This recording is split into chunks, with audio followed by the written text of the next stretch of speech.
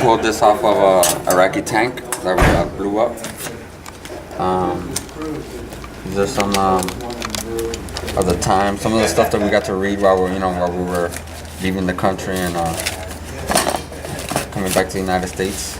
I found this and got a whole bunch of these.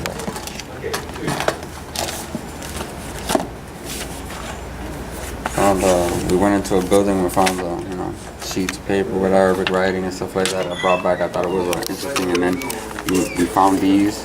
I don't know what they are. I don't know if they're just regular. I don't know if they're soldiers or military or just regular Joes like in the United States, trying to work. And this is their little work record or some sort of I don't know if it's a medical record. I don't know if it's a employment record.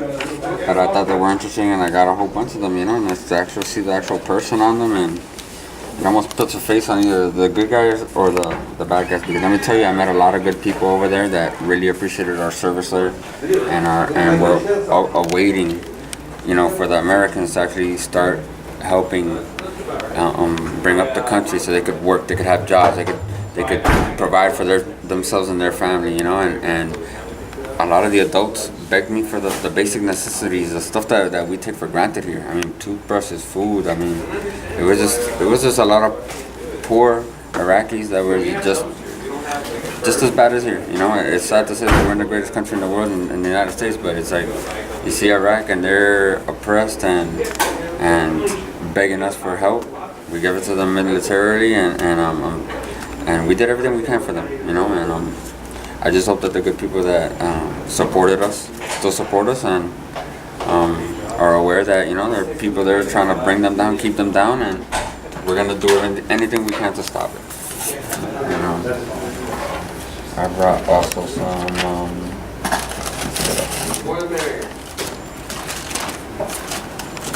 We get back in if we come in. Absolutely. That's about it.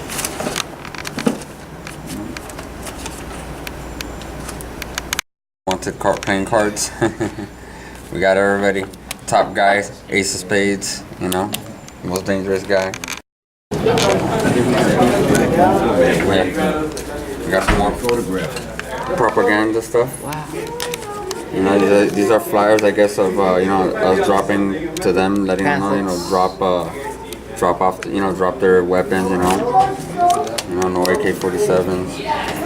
More writing, more stuff that I found in buildings and houses.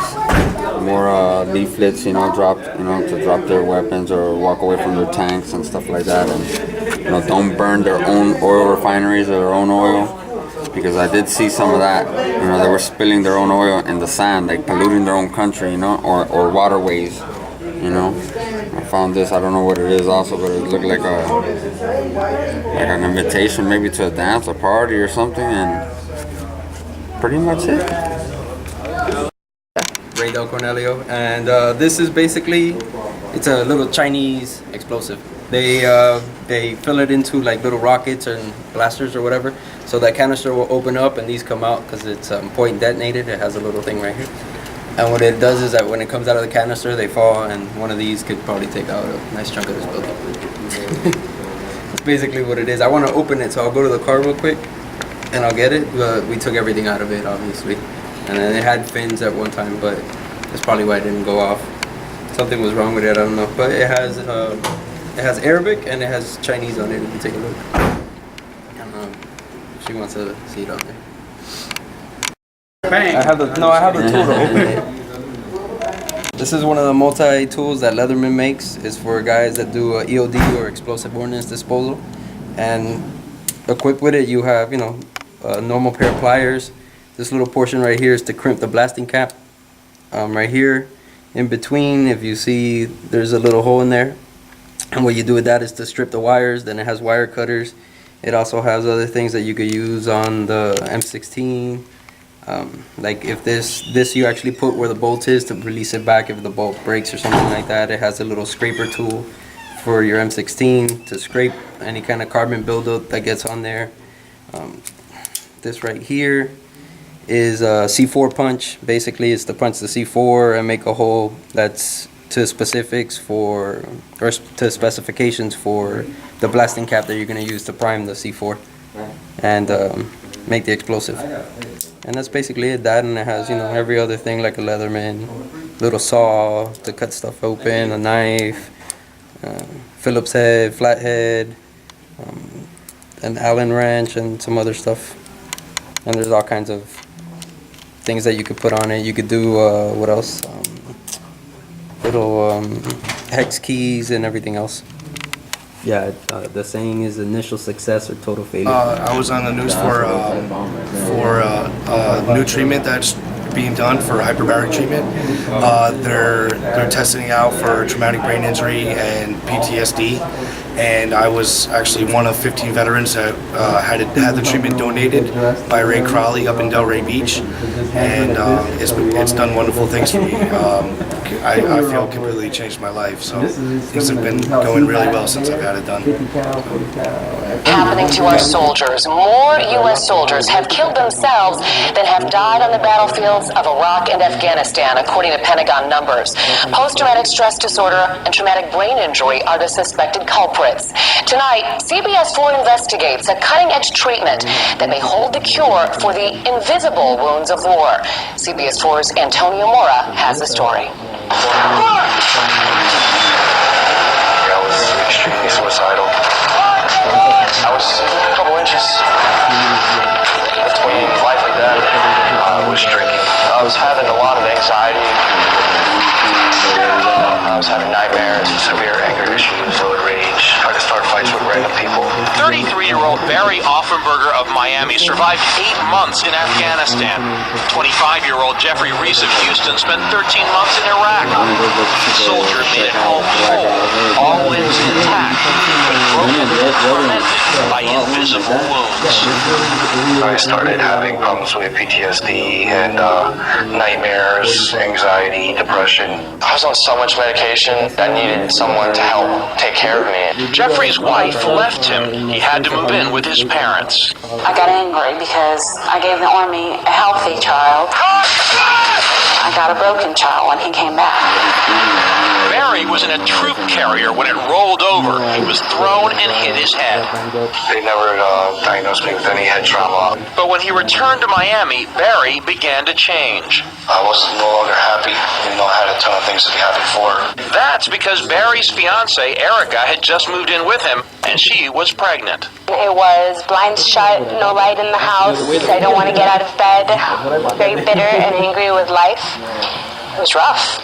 Did you live in fear? I did. I'd be lying if I say I didn't. While Barry spiraled into a dark hole, Erica put aside her fears and found the determination to get him help. I'm a fighter, and I love him. And she found help in another hole of sorts. Then I said, hyper what? Okay. A hyperbaric chamber is a pressurized enclosure where a patient spends time inhaling 100% oxygen. For decades, hyperbarics have been used to treat decompression sickness and severe wounds, including burns. The presence of oxygen is how things grow and how we heal. Ray Crowley, a physical therapist in Delray Beach, says the chambers dramatically increase oxygen in tissue, causing your body to release your own stem cells, accelerating healing. Crowley is convinced it can also heal brain trauma, an often undiagnosed problem. Something horrible is happening because of these explosive devices that are not being looked at. A focused brain injury, such as an elbow to the head in a basketball game, as seen in this ESPN video, can be detected with common diagnostic scans. But Crowley says only a nuclear SPECT scan can detect the collection of little air bubbles in the brain that are caused by repeated exposure to concussive blasts. On paper, a record 46 IEDs impacted on my vehicle. An RPG came right over my truck and impacted the wall that was probably about 5 feet away from me. The veterans have their brains almost look like popcorn because they've been hit in so many areas. This is Reese's brain imaging before his 40 hyperbaric treatments. And this is his brain image after treatment. Smooth and round like a normal brain, says Crawley. We flew him back 9 months later to be sure that we didn't have some short-term effect, and we retested him psychologically. He even did better. I went from not being able to find my house to making the dean's list every semester since then. He's back. And that's what it took, I do believe. As for Barry Offenberger, I don't think I'd be here, either dead or in jail. instead, Barry and Erica are watching their 2-year-old Isabella grow up. I hope it just gives someone, at least one person, a little bit of hope that there is help. So far, Crawley has treated 14 veterans for free. The Red Cross has also helped pay for other expenses because insurance doesn't cover hyperbarics for brain trauma. That is largely because no substantial scientific studies have been finalized. The Pentagon has begun an 18-month extensive study of this treatment on brain injuries. It will conclude this summer. Antonio Mora, CBS 4 News, tonight. So even if they're found effective, it'll take years before they can roll them out to treat the troops. But those veterans say they did not think that they would last very long. That's right. So. Well,